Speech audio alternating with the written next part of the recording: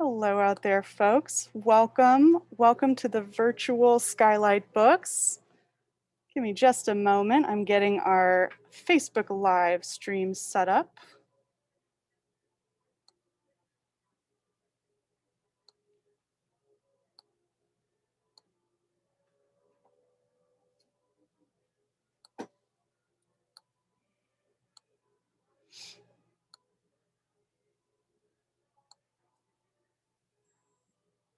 Okay.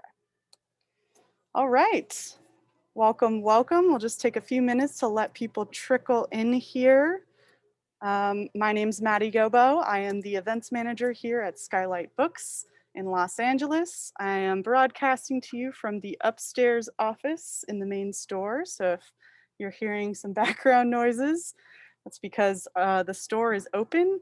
I actually want to give you a quick bird's eye view since we're here. First of all, this is Franny, our bookstore cat. She's having a nice nap. She says hi to everyone. And here's our upstairs office. That's Kaveh. Here's some donuts, and here's our beautiful store.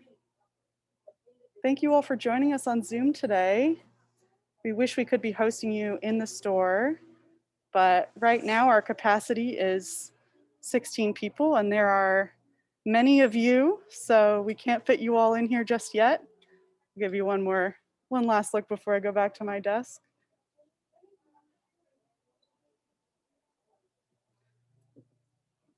All right, so we're gonna have a great book party today. It's such an honor to be hosting this event for Michael Kearns. He is a neighborhood celebrity, one of our favorite regular customers, and we're so thrilled for him and the publication of this anthology of his work. And thank you all so much for joining us today. We're really delighted that you could be here. All right, so I'm going to give you a quick overview of how this is going to work. So we have some very special guests today, and because we do, we're going to be doing the event in a little bit different configuration. So I'm going to start us off with our introduction, and then Michael is going to be in conversation with Noel Alumit, and then we're going to have a short scene, a performance of a scene from his play, Bloodbound. It's going to be performed by the fantastic actors Maxwell, Caulfield, and Peter Frechette. They were directed by Mark Bringelson. And then Michael and Noel will come back for a little bit more conversation. And then I'm going to bring Michael up for a live Q&A with all of you. So start thinking of some questions. We would love to hear from you. You can put them in the chat, and I'll be collecting those as the event goes on. And then after this event, we want to see you in person. That's right.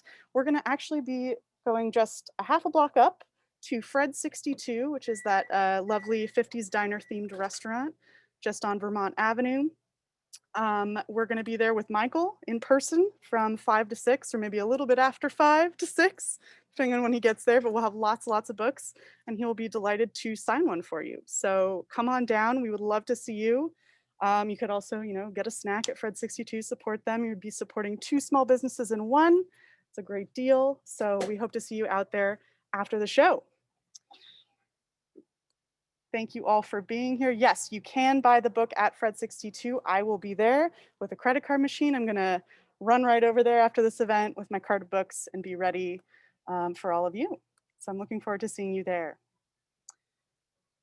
All right, so just a few words about the book, and then we will start the conversation. All right, so Who's Afraid of Michael Kearns is a collection of 3 plays by the acclaimed Los Angeles playwright known for collisions of sex and death, of eroticism and grief. That's written by the LA Weekly. The volume includes 3 plays, Who's Afraid of Edward Albee, Bang Bang, and Bloodbound. We will be hearing a scene from Bloodbound halfway through the program. You're all in for such a treat. So without further ado, I'm going to go ahead and kick things off. Please put your hands together wherever you are in the world for Michael Kearns in conversation with Noel Alumit.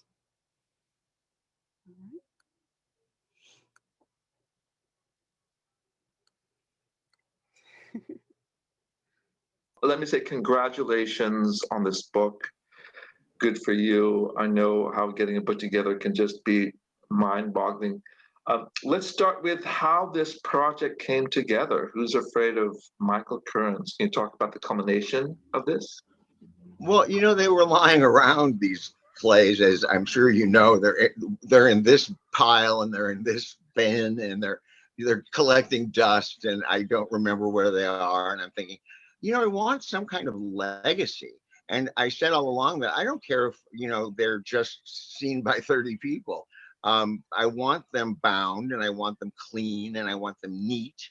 And so if someday, you know, they become something that somebody wants to read or that my daughter wants to read, I just want them to be readable and not have scratches all over them and coffee stains and all the things that, you know, original manuscripts have, or the third or fifth or 28th draft. So that was really my intention. Sincerely, that was my intention. And of course, then as things get more exciting, when you're putting it together, you think, oh, it would be fun if this was a book.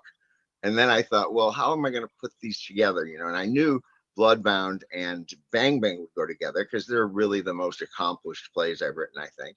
And then I thought, oh, what about that play? Noel Alumit was in, and Dean Howell and those guys. No, I really thought of Mark, because he's the unifying, Mark Bringelson is the unifying theme, is the director. And I thought, that's a good combination, Albee and the other two. So even though they're separated by many years, there's sort of some weird thread that goes through the three of them. So I put them all together, and then I began, you know, COVID happened at a good time. I had planned this in my head, but then came COVID, where it was in the house, you know, had to be in here, had to do something. So I started putting it together. And I'm thrilled. You know, it's sort of a miracle, because now I look at the manuscripts and I see everything. It seems like a very short time period that it went from this mess of papers to this book. So I'm happy. Well, I know we've had to be very creative on our own in COVID. At this COVID time, it's been really, really crazy, I'm sure, for all of us. And I'm glad to hear that you're being creative during this period. Can you talk about this? I know you put the plays together in a year, but what span of years do the plays cover? I mean, what from, like, the first play was done when, and when was the last play done? Do you remember when the first play was done? Was it 2000? I'm so bad at this. I was going to write it down. My kid was, everything comes around what age she was.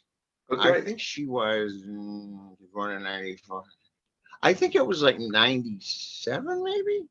Okay. Somewhere in there. She was really young. I mean, she was like a toddler, I think. So I'm guessing it was the late 90s. Let's put it there.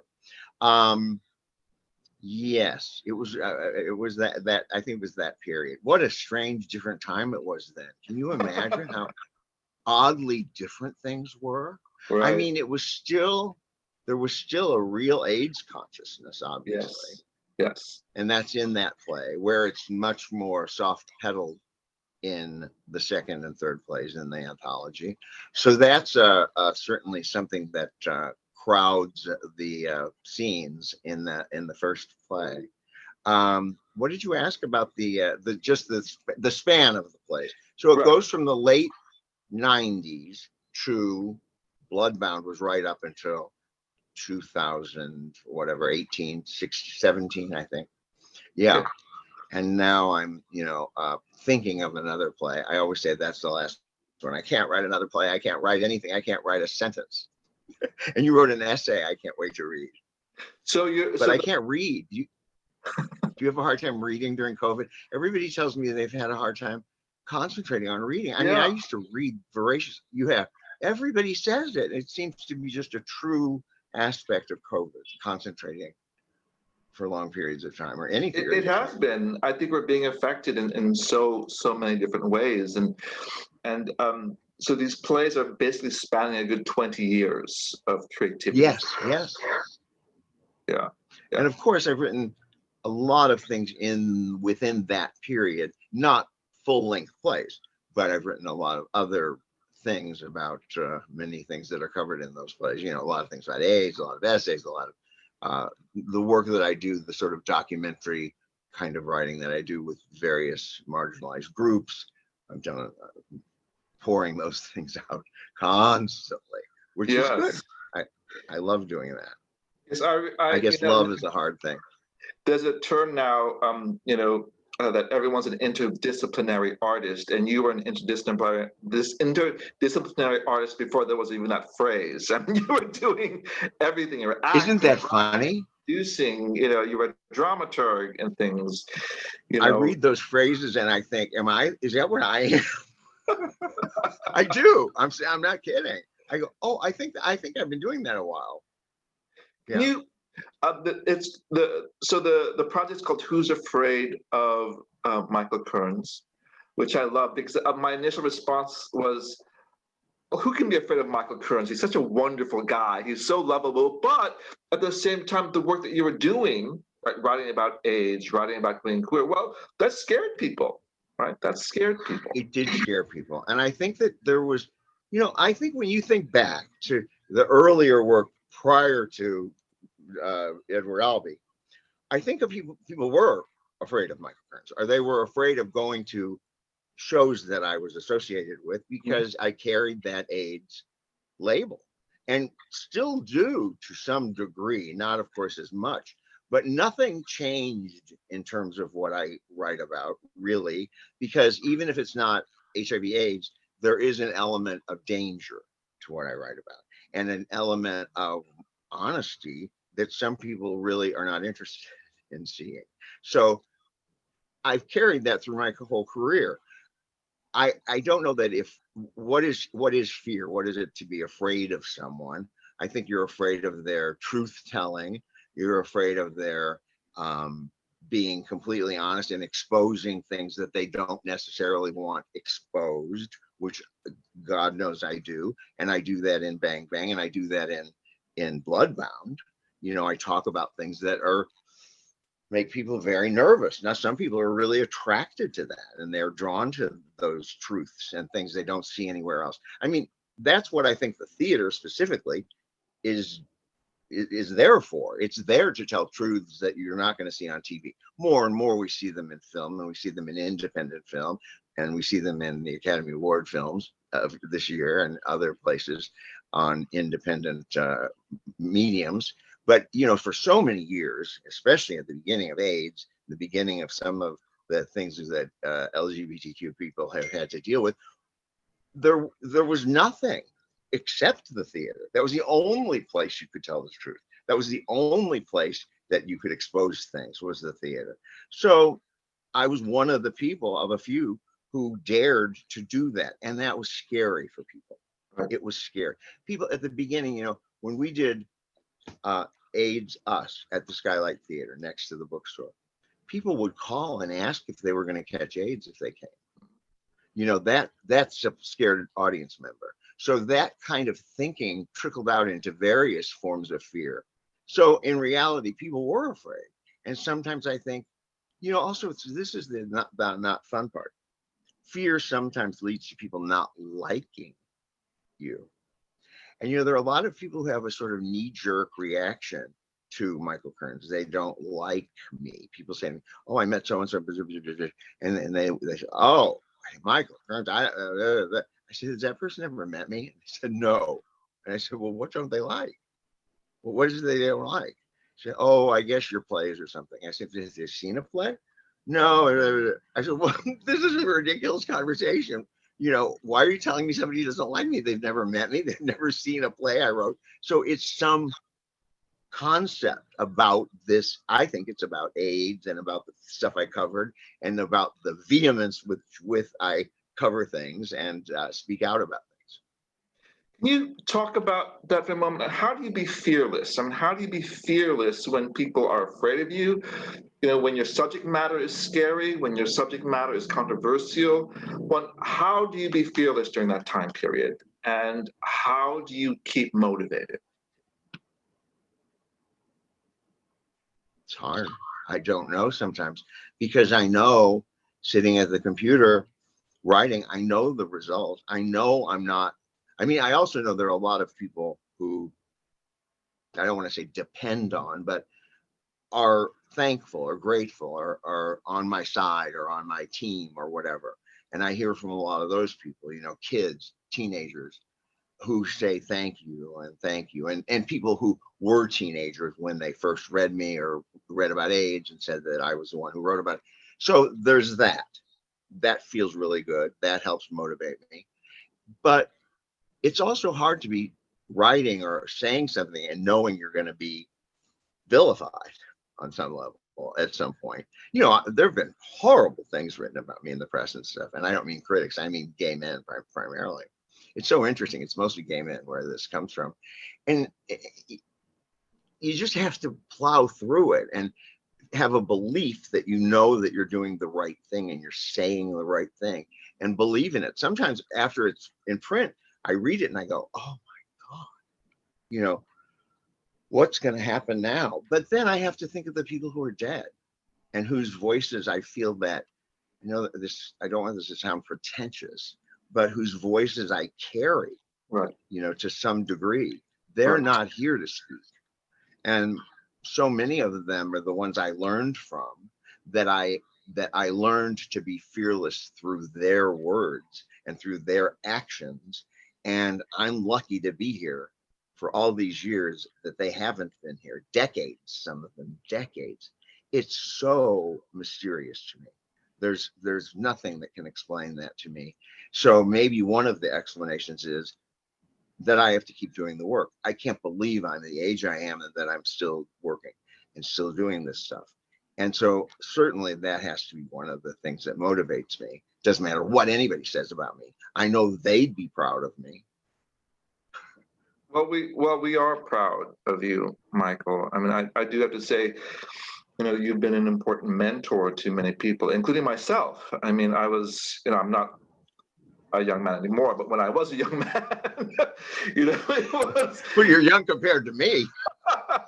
Well, you think, you know, I'm in my 50s now. You knew me when I was in my 20s, when I was just sort of developing my sea legs when it came to theater, and to have a space like your class for us to grow, right? For us, you know, so Great. You know, and the importance of having mentors like you around. When I think about that time period, people like you, like Ifemi Falayan and Tim Miller, you know, those were really, really important figures.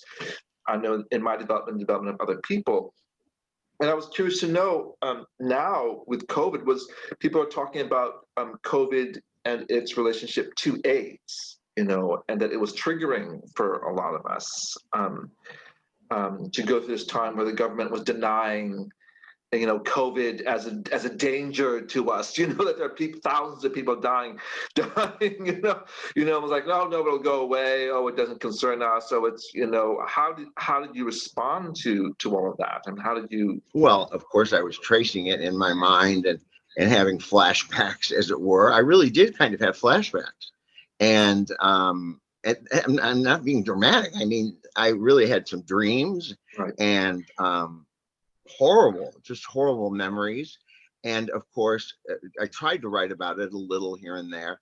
I had a hard time writing about it. I mean, I just couldn't necessarily put it together. Although last year's World AIDS Day show, which we do, Queerwise does, that was in December, we made some real parallels to it. Robin Fidalski had worked on it, and I was, you know, overseeing things. And we made some direct comparisons. You know, some of the speeches about COVID were almost identical to the speeches about AIDS, about not, you know, what was happening with the government, well, how were they interceding, who the people of color, you know, all of those comparisons, why were they not being treated equally, you know. It's just so shocking and so horrible. And then, you know, just the human quotient, whether you're gay, straight, whatever you are, but these people dying with no compassion, and the multiplicity of deaths. I became so numbed by it, you know. And then how could you not think? And I would tell younger gay people, you know, the stories of AIDS. It was an opportunity in some bizarre, sort of horrible way to bring up the fact that, you know, I said, well, we knew people that went to the hospital on Friday and didn't come home on Sunday. And they really, I said, yes, really. We knew people who were hooked up to those machines, and, you know, this was the reality we went through day after day for years. Same thing, you know, not the same thing, but similarities, emotional similarities that we went through. And we're all scarred from it and carry these PTSD or whatever names you want to apply to it. I see that. I see that. How did we recover? Well, we didn't. Yeah. We might be recovering still, but I think that this did maybe bring back some of the pain and some of the sorrow that's attached to it. It certainly is bringing it back, as I tell you, you know, but I'm of the opinion that we need to, if that's still lingering, we need to deal with it. You can't just push it down and say it doesn't exist. You know, I try to remember those close people and the ones not so close who had some impact. Like you said, the role models that I had, and there were so many, I can't count them. Yeah. I remember being in one of your classes and just feeling like so safe. And one of the reasons why that was, was that it was I think we were all gay. It was one specifically for gay actors. So for the very first time I was doing love scenes with another gay man, with another man, which was revolutionary, you know, for me, you know. Revolutionary. You know, for a lot of us was oh my God, I'm doing you know, or we did gender bending things. I remember I did The Dumb Blonde and Born Yesterday. Oh, I remember you doing that. Did you do it with John Callahan? I can't remember. I just remember thinking I would have never have been able to do this otherwise, you know, in a space that was so welcoming and so loving and so caring, you know, and to play that character, which was hilarious, which ended up, you know, being basis for. But it worked on some level. I mean, that dynamic and everything kind of worked, right? I mean, yeah. So it gave us a space to grow and learn, and I do think about that place and time. And I guess we can say now, you know, people are a little more open about, you know, having gay actors, that we can be, you know, openly gay. I remember a time when a member of SAG who was higher up in SAG told me not to come out of the closet. And here you were doing it way before anyone said it was cool. How does your voice develop like that? I mean, how do you say, I'm going to come out, I'm going to be out, I'm going to be who I am, to be fearlessly, you know, who I am? Can you, what advice would you give to young people struggling with that right now? Well, again, I often would marvel at myself and say, who is that person? You know, I knew who he was and I knew the strength he had, but at the same time, I would look back and I'd see an interview or something and I'd say, my God, you know, where did he get the cojones to be him? It was sort of a mystery, but you know, I was a kid who was made fun of and all the stereotypical things that we've heard from a million sources. And I think I was angry. I was just, I wasn't going to take it anymore. You know, it was the network moment I had early on and at some point, you know, I was around a lot of gay people. I was in the theater early on and I was around a lot of gay people and I saw role models. I think I wasn't processing that then, but as I look back, I saw men together, women together, and I didn't think there was anything wrong with it. And I had young sexual experiences. Didn't think there was anything wrong with that. I mean, there were some bumpy ones and some that weren't so pretty. But there were others to offset that were positive and very positive. You know, men who, you know, people scream when they hear this, but, you know, men who were older who gave me books and took me to places and gave me some culture that I would never have received in my domestic terror, house of terrors.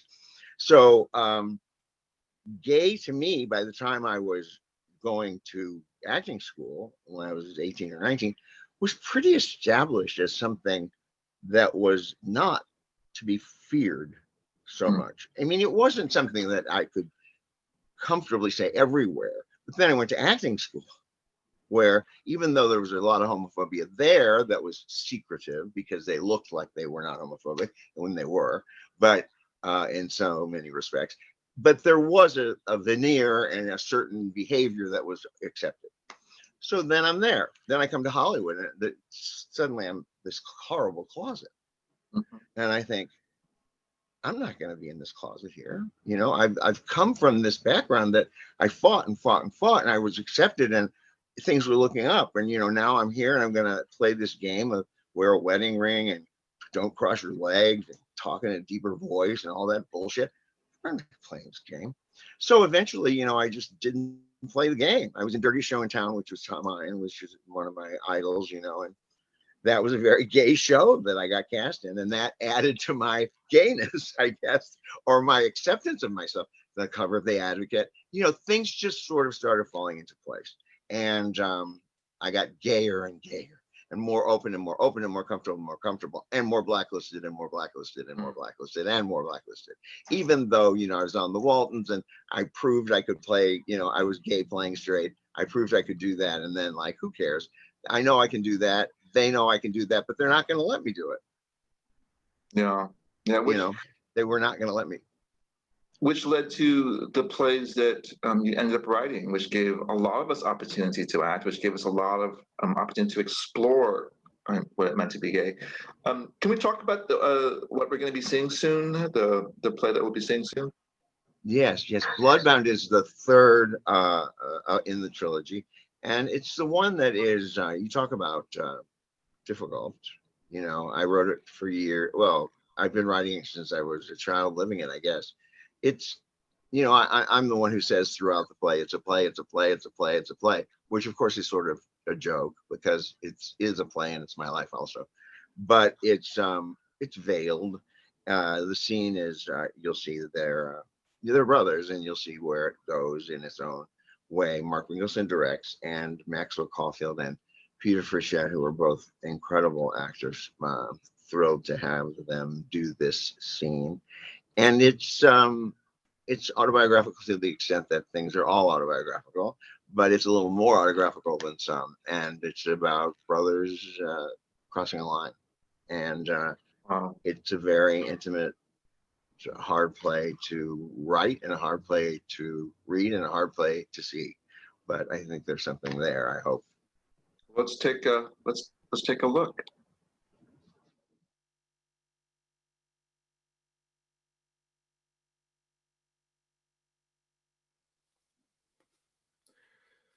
Within a few hours, he found a tattoo parlor. My brother had always been the one with the tattoos.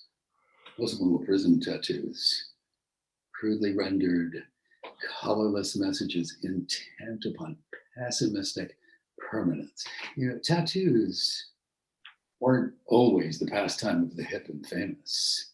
Now, you know, they're no longer limited to the limbs of insouciant sailors and drunken derelicts who star in the filmic underground of Coney Island. The website reads, in decadent phases, the tattoo became associated with the criminal, literally the outlaw, and the power of the tattoo became intertwined with the power of those who chose to live beyond the norms of society. Seems like Anthony always had them. I wasn't born with them. I was always secretly envious of their intensity, as if his flesh could speak. His flesh could speak to me. It is a sensitive area, says Adam, the tattoo artist, teasing and daring and playing like a boy, but you can take it, yeah? He says, I choose the area on my chest where the heart beats. Adam says, well, oh boy, okay, the collarbone is a sensitive area, so there will be some broken capillaries. Maybe some bruising. Redness. Lifting up a big bottle of tequila, glistening as clear as ice, Adam asks, you want a shot? So I take a big swallow. All just silken warmth on its trip from mouth to throat, landing in my gut. Adam instructs me to lie down so that my palate of flesh is fixed in his direction. And I wonder if he can see my heart beating through my skin, hot with anticipation. Adam had shown Vinny his rendering of the tattoo. Is almost 2 inches in height and about 7 inches in length. The script of the 2 words, memento mori, is ornate, religious, Byzantine. It is a primal art form, one of the oldest art forms ever practiced by ancient man. Archaeological evidence shows that tattooing was being practiced before Christ. A glacier melted and they found a perfectly preserved ancient human being, a mummified Iceman covered in tattoos. Tattooing is wired into our DNA. Wow. As a species, decorating the first possession that any human being ever acquires, his hide, his skin, his body. My brother's body goes into high alert, receiving each sensorial sensation. I close my eyes as the buzzing of the drill comes into focus. As the point of the needle skates over skin as smooth as fur, heat intensifies the sensory excess. Sound and heat. Vinny smells the sweat of the tattoo artist, distinct and not unsweet. Surrender. The hairs on Adam's wrist are stiff, wiry, silver gray, contrasting with the black of hair flapping this way and that on his creviced forehead. Drizzling sweat that lands on my body like hot raindrops. Adam knows me in ways mysterious, reenacting an ancient ritual. Connecting with the divine. Sacrificing to a deity. A permanent amulet that cannot be lost. Providing magical, even medical protection. Remember that you can die. I got you, babe. Memento mori.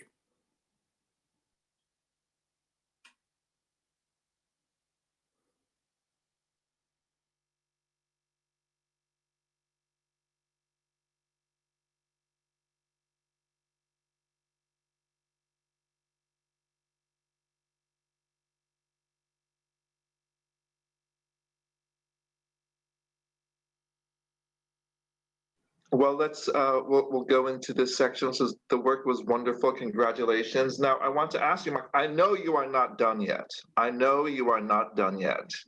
What else is next for Michael Kearns?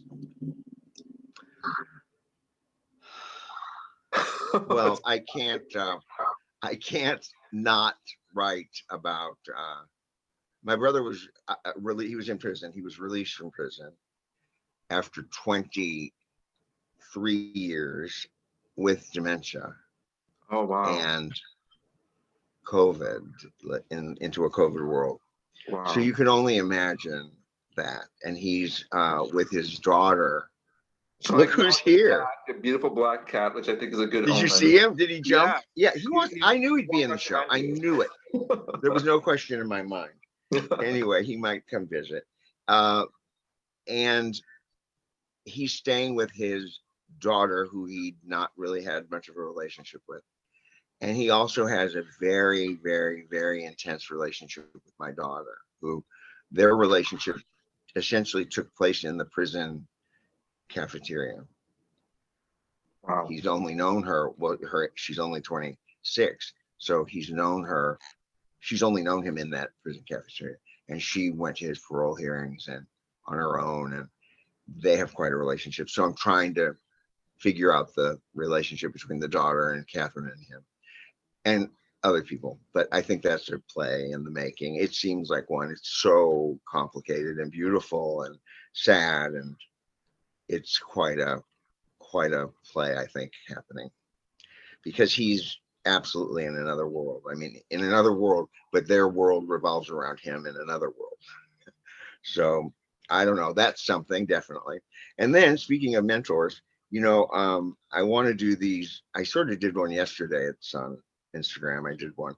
I'm going to do these. I'm going to do an expanded version of Michael Mentors. I'm going to take a subject and teach monthly, maybe. I don't know. We haven't teased it out yet.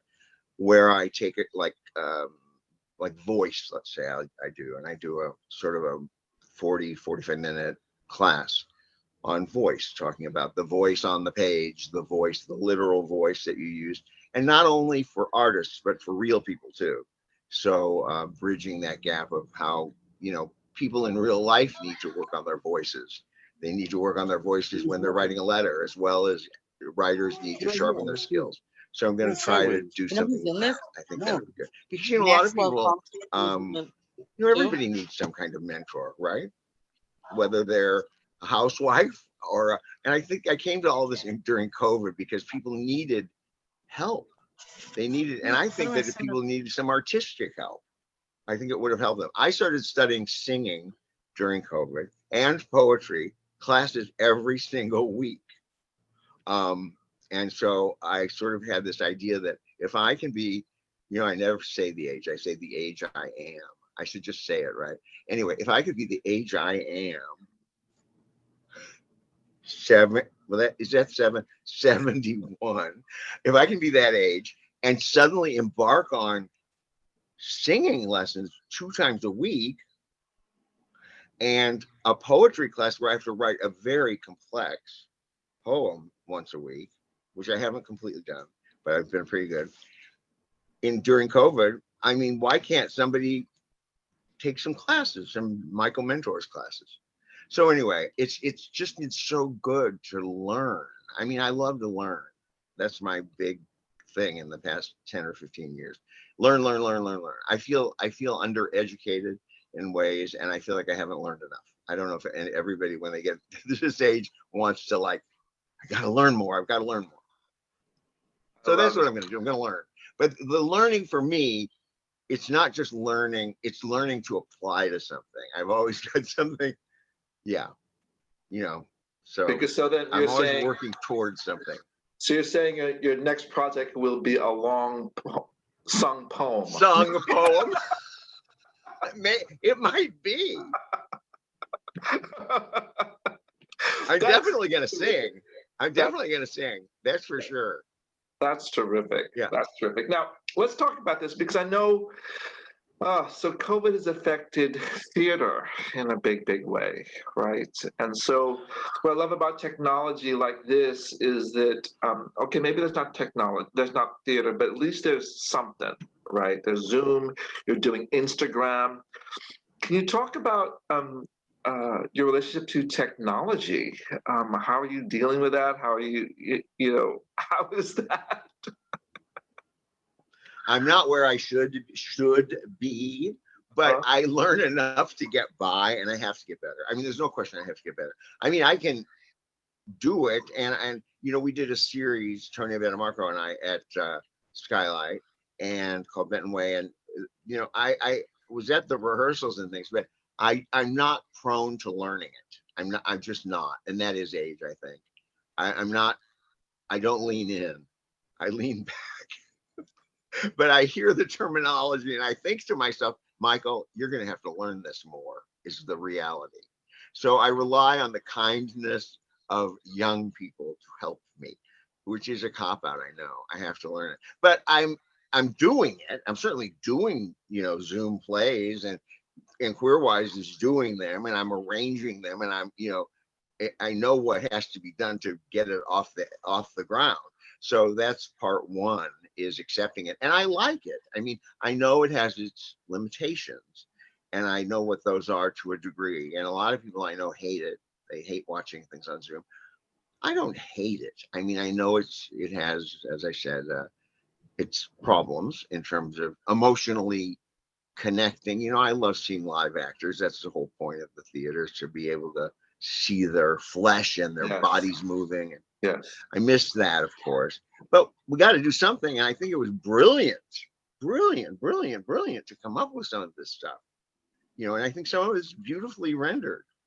So, you know, Skylight is holding off for a while, but we've compensated and designed things for Zoom specifically. When it's not something taken from another media and then sort of scrunched into Zoom, that's where I think there's problems. When it's designed for Zoom, I think it can work, you know. I think what's interesting now, because I had a play reading on Zoom, and people from all over was able to see it in a way that no one had been able to see it before. I mean, I wrote a play and it had never been produced in Los Angeles, and we did it on Zoom, and finally people in Los Angeles were able to see it. And I guess that's what's interesting about Zoom now, is that people from generations will be able to see this interview, right, with you. It's a thrill. That part is truly a miracle. Like, I mean, like, can you imagine the people like who aren't here anymore telling them that? I mean, it's like Jim Pickett's stuff should be now placed on, and I'm going to endeavor to do that. It should be on a Zoom, you know, Dream Man should be done on Zoom so that it can get out in the world. It has been around in various places, but it would go into a lot of places. So there are a lot of plays like that are appropriate to be Zoomable. Yeah. So there are gifts. Just like I think that, you know, a lot of teaching will continue to be done on Zoom. Yes. It's not the most effective way, but the fact that it can go, you know, if I do that Michael Mentors thing, it can go out of Los Angeles, it can go across the world. So there are definitely, I respect technology more than I ever have. During COVID, I've learned to have more of a respectful relationship with it. Good. One thing I want to make sure, you know, as generations watch this from now, is unfortunately because, well, they probably will not meet us because we won't be dead when they see this, but something I want them to know is that was the magic of who you are. First of all, you're a very tall guy. You know, how tall are you? About 6'3". Okay, so I want people to know. And I have these big shoulders. Yeah. So imagine, I want people to know, because I remember when I met you, I was like, because I heard of you, and then I met you, and I was like, oh, hi. I'm pretty tall. Like, oh, you're tall. That's another thing that surprises me about myself, is how tall I am. There's just certain things, you know, you go, oh, I'm openly gay and I'm tall. You know, this tall, handsome man. So I want people to really understand just sort of like the depth and breadth of who you are as an individual. Yeah, and you mentioned this a few times. Was the raising of your daughter? And I remember when she was a small child. And I can't believe she's just this beautiful. Independent woman that you raised this person. Can you give some parenting advice to people who want to raise someone just as wonderful as your daughter? It's the hardest job in the world. I mean, it truly is, and the most. It's the biggest accomplishment I think that I've had. You know, accomplishment seems like such a cold word in a way, but I think that you just have to think of what your childhood was like, in my case, and not do what they did. I mean, totally let her be who she is intrinsically every day. And I didn't do it every day or every hour of every day, but a lot of the times just let her be who she was. And that wasn't always easy, you know, because she was a wild child. And she smoothed it out as each year went by without me making her smooth out or insisting she do this or insisting. It all happened on her own. She made those choices on her own, you know, to listen more or whatever the things were, you know, smoothing out the diamond, as it were.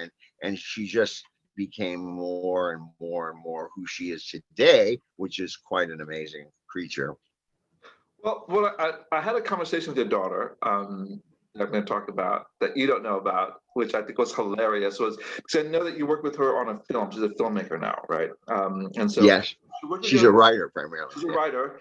And I was talking to her and she said, oh yeah, you were in her film.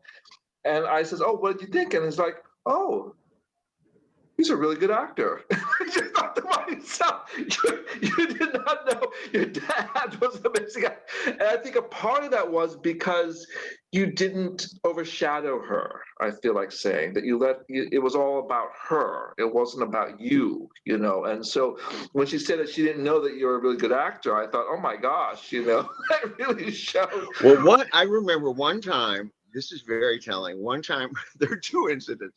One time she was very little, like 4 or 5, and I popped up on some rerun and she just hated it. She hated it. She did not want to see me on that TV. And so I never again ever said, come look at me or come on TV. Then another time we were on an airplane. This was a few years later. And that Cheers episode came on. And she jumped up off of her seat and screamed to everyone on the airplane, "That's my daddy. Look, that's my daddy." So those were her two reactions. Now, the truth is somewhere in between, but I have never, ever, ever, ever, ever, ever, ever involved her in my career. I've never said, please come to this play. Da, da. Now, the book signing coming up. So, she may or may not show up at that. And I have never said, you must be at that book signing. People are going to see you at that book signing. It's important, blah, blah, blah, blah. I just say the book signing. I say, if it really is important to me, I'll say, it would be really nice if you were there. It's important to me, but I understand if you don't.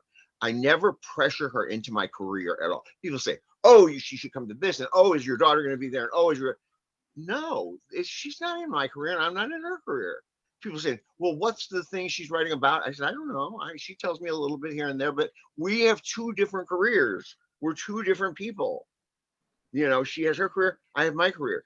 They're not entwined other than we give each other advice sometimes. We listen to each other when there are problems or concerns. I might read something if she wants me to, but I don't insist on it. I don't want to be that. You know, I have all the tendencies of a stage mother, believe me. And we joked about it from day one, that those tendencies were all evident and that I had to curtail them. And I did. You know, you can see me singing all those songs from Gypsy. Some people. I can. But, I'm trying to figure out how can I bring this back to your project. Well, you gave birth to this, this book. I did. This project. How was that for an easy segue back into? It's a great segue. And she hasn't read these plays, for instance. I believe one day, maybe when she's 40, maybe when she's 50, maybe never, she'll read them at some point. And she'll be interested in where I am in them, when I'm long since dead. I think they'll be interesting to her. Where is she in them? She is in some of the plays blatantly and not so blatantly. She's woven in. How could she not be? So I think that everything happens when it should. Okay, wonderful. Well, so your book is available. You can get it at Skylight. You can get it online in different places. I know you're doing a signing really, really soon. But yes, thank you. Any minute. Congratulations to you. Congratulations. Thank you for doing this. It was a thrill when it came through. I always love seeing you. You were in one of the plays, for God's sake. I didn't want to come out and say yes. I was in. You were a honey. No, I was, and I loved it. What an experience that was. Remember the Martha? Oh my God, he was Martha. Yeah, he was the embodiment of Martha. Right. And I mean, you couldn't take your eyes off of him in a way. Right. Right. It was a magical time. It was a beautiful experience. It helped develop. The audiences loved it. It helped develop who we were. Yeah, they did love it. Well, I will say they loved it, but they loved you, right? And they loved what you were trying to do. They loved what you're about. We loved what you were about. We loved what you were trying to do on stage, and we can't wait to experience the, I don't want to see you. You've gone beyond Act 2. You're well into Act 3. So I can't wait to see what happens in Act 4 and 5. I may be at Act 5, but anyway. Thank you so much. Thanks, Skylight. Thanks, everybody. Thank you. Everybody.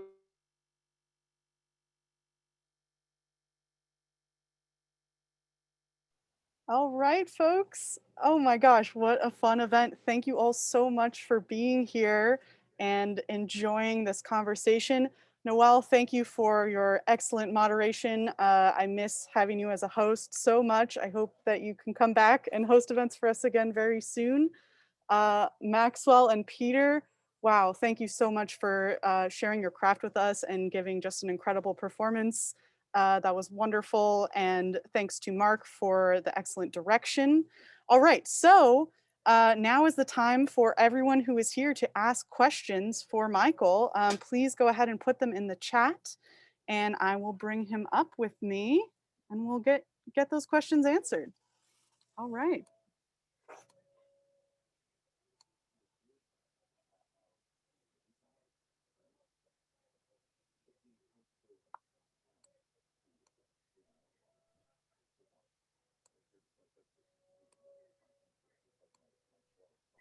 Hi, Michael. Hi there. How is everybody? Everyone is singing your praises in the chat. Well, I'm more excited than anybody, believe me. This has just been so great. Thank you, Michael, for sharing your work with us. Thank you, really Maddie, and thanks to Store and Carrie. Oh my God, Carrie's comment about Dreamland in Edinburgh. So many memories. Absolutely. Okay, so I have a question to start you off here from Bradford. He says, so wonderful to hear of this history and learn of your beautiful work. How has your writing changed for these Zoom performances? So you spoke a little bit about that in the event, but do you want to say more? You mean like up to the minute, how has it changed? Well, yeah. I hope that it's gotten deeper and more complicated and more sensitive and more listening to what's happening in the outside world, I would say would be the biggest thing, is to be paying attention to what's happening on the street, what's happening in people's hearts and minds, and translating that into my context more thoroughly, more deeply. I noticed some fancy transitions as well on that Zoom performance. So there was some fancy footwork happening. Absolutely. And that's really a part of it. You know, I'm not linear at all anymore. I mean, I just don't follow the rules. I've never followed the rules very well. So why would I follow the rules writing a play? And I drive people insane, of course. But, you know, my plays are not linear. I mean, if any of them is in this collection, it's the first one. And then we skip many years, and then we are not very linear. Life is not linear, I don't think. No, definitely not. Rules are meant to be broken. All right, so next question is from Will Grant. He says, while I'd hate for Michael to be forced into the witness protection program, he wants to know who you're afraid of. Well, I guess I'm giving something away, but don't let this keep you from buying the book from Skylight. Not from Amazon, from Skylight. Buy that book from Skylight. I mean it, because I was telling someone earlier, you know, we need to support the local bookstores more than we need to support Amazon at this point in life. I ended the introduction saying, and it was a very telling moment for me, because I was working on the introduction, pouring my sort of heart into it and trying to discover things. I didn't want to write an introduction just to be writing an introduction. And I wrote and I wrote and I wrote, and I asked myself a lot of questions, including at the end of the introduction, I wrote, who's afraid of Michael Kearns, or what's Michael Kearns afraid of? And, you know, the answer is, I'm afraid of Michael Kearns. That's who's afraid of Michael Kearns. I'm afraid of what he might say. I'm afraid of where his emotional life goes to, where his pen, as it were, metaphorically, goes. Because, you know, there's a lot of darkness, sadness, mourning, grief there. So to some degree, that's the answer. Will Grant understands that. Well, fear and inspiration are not so far apart, are they? No, not at all. And that's what people have to accept. I think that people who want to be writers need to accept that. And it's a very hard, long, ragged, rugged journey to accept fear into your life if you're a writer. Yet I think that that's the juice that ignites writing often. I love that, writing juice. A somewhat urgent question: when does the book signing start at Fred 62 from Anne? Let's get to the important questions here. I It'll think it start starts the moment we hang up here. I will take the books over there, and we'll be ready for Michael. He should be there just a few minutes later. So yes. yeah, once we hang up, we'll head right over there. All right. Carrie Slattery asks, how do you think Jim Pickett would have responded to COVID and doing work with technology? Well, he was very technically, he had that macho, he had that macho man thing going on sometimes. He was very, he had that brain, which of course I couldn't like screw in a light bulb. As the joke would be that, who in that household could screw in a light bulb? Anyway, he had that sensibility. So technologically, he would be advanced. He'd be ahead of the curve on that. And COVID, he would also look at the science of it. But he also had the emotional female brain going on, as it were. I sort of separate that brain thing as female and male in some weird way in my diagnosis. So he would find all aspects of COVID and the technological as well. He was much more rounded in a certain way than I was, and but if anything, he leaned into technology and to science in a way I didn't, which was what made the teaming so great. And I miss him so much. Thank you. All right, so we got lots of questions here. Here's a quick one. I don't remember if Michael mentioned how long it took to put this book together. That's a question from Jay Barry. This is a hilarious answer. I mean, COVID started. I knew I wanted to put this book together. I had stacks of stuff everywhere, and like loose this and that and everything. And I sort of fumbled around with putting it together, but I really had not put it together. This is true. And then COVID came and I thought, what am I going to do during this period of time? And I thought, I'm going to put this book together. And so with friends, with help, could you read this? Could you read that? Suddenly putting it together. And then it was done. And then now I look back and I'm still seeing, the empty, not empty, the still full, this, around, I think I have a book now. I can get rid of some of this crap.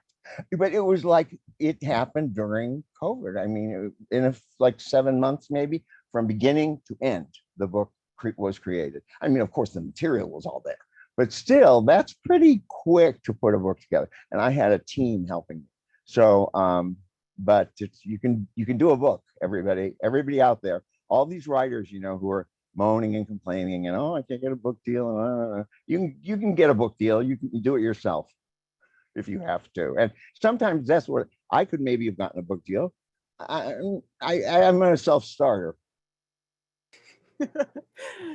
That's very encouraging to hear. Thank you, Michael. Apparently there are already people here in the store excited to buy the book. So that's what I was good. Okay, so here is a question from Benjamin. So much of Michael's work is the outsider identity, and now LGBT is about mainstreaming, not judging, but just a very different thing. What's his perspective on that?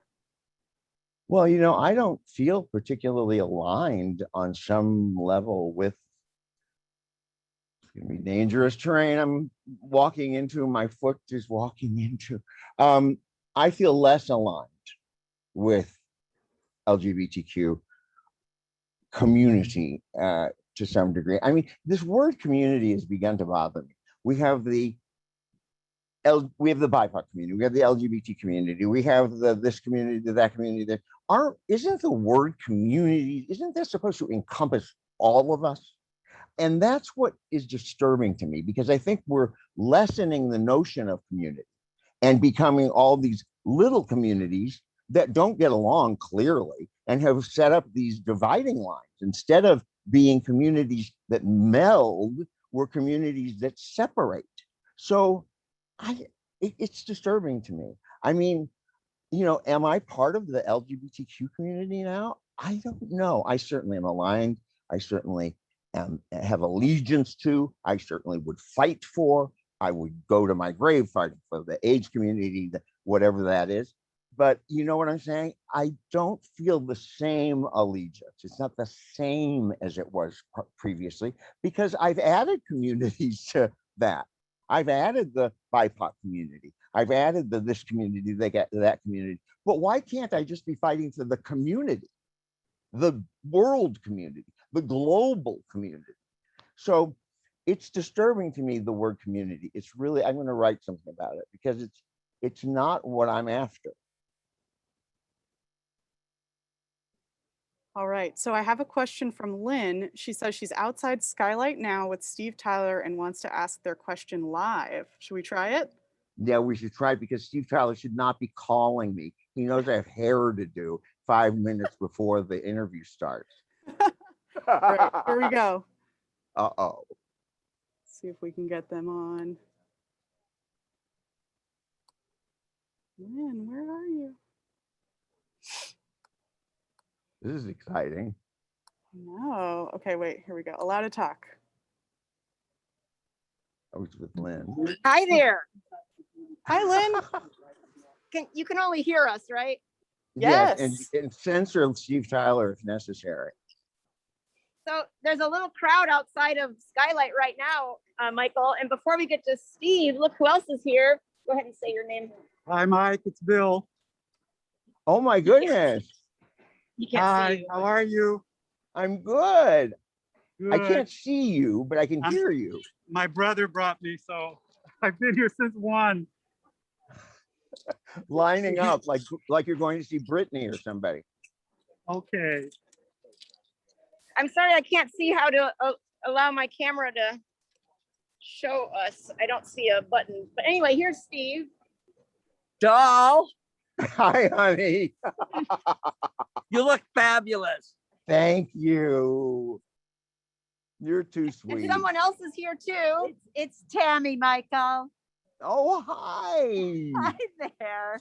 I It's been can't see forever you. since Ohio tragedy. It's so sweet of you to be here. Oh my God, of course. How cool. Well, Can't I'll wait see you for in a to few sign the minutes. book. That's the idea, I guess. Wow. Okay. I'll see you in there in the tent. Yep. I said I'm going to be like Jane Bowles and tented. A few other people just want to do quick shout outs, Michael. He can't see you, but Great. just say who you are. Hey, Michael, this is Dave Trudell, your favorite boy. Yeah. David. Your son from David, you another are my mother. favorite. Thank you for being here. You can't see. Oh, hi, Dad. It's me, obviously. My daughter? Yes. Oh my God. We're here with your brilliant movie star daughter. And also one other person's here. Hey, Michael, this is Adam Rotenberg. You remember me from such Oh theaters my as God, the Adam. Skylight Theater. There you I are. was shocked to see your name. I'm thrilled you're here. Oh, so I can't hear you very well, but I'm here waiting for you. Well, I'll be there. Thank you, Adam. You're very welcome. I look forward to seeing you. Thank We'll let you I'll guys be go back there. to the other Q&As because I know it's noisy out here on the street. Well, it's exciting though. How fun was that? Wow, I'd love a drop in. That was great, Maddie. Thanks, Lynn. All right, I think we have time for one more question, and then I got to run over and get these books set up to sell Okay. to all of you fine people. All right. This is a good one. Okay, so Michael, Okay. this is from Wanda Lee Evans. Michael, you are sitting in a room, Zoom or not, hypothetically, I imagine. What would you say to a group ranging from age 8 to 49, what you'd want them to take from your description of who you are or want your legacy to be?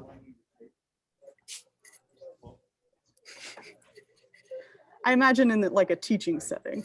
Well, I think that the most important thing that I learned as a youngster, when I was about 10 or 11, I had an acting, I've told this story, but I'll tell it again.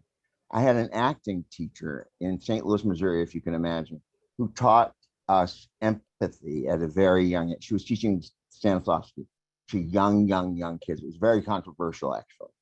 And she said these words, something like this to us. She said, every person you see on the street, in a bus, wherever you go, when you look at that person, do not look at them and think, how are they not like me? Or how am I not like them? But look at them and think, how am I like them? And of course, she was teaching us how to empathize as in terms of being an actor or playing a role. But it stuck in my mind. And she was so emphatic about it. And she would repeat it, you know, maybe about 6 months later or 6 weeks later, or if you remember now what I said. When you see people, anybody, anywhere, this will help your acting always. Look at that person. Don't ever think of their differences. Think of their similarities, how they're similar to you, and how that will connect you to that person, because you may need to play that person someday. And if you need to play that person, you can't think of their differences. You must identify with them. She was teaching empathy at that early age, you know, way earlier than most people even can spell the word empathy. And she didn't use the word empathy. She was just teaching the rudimentary meaning of it. And that stuck with me so strongly in my head. It was embedded in my mind as a child, as an actor, as a human being, that it never left me. And that's what I try to teach as a writing teacher, as an acting teacher, to myself. That's the thing I learned that has guided me. That's perfect. That's a perfect note to end on. Thank you so much, Michael. Thank you. All right. Thank you all so much for being here virtually. And we're going to see you in just a few minutes over at Fred 62. This event was recorded, and we will discuss how to disseminate the recording after. I think we will definitely put it up as a Skylight Books podcast episode. And then, Michael, if you and your team would like to post the video elsewhere, I can send it over to you for that. We probably would. All right.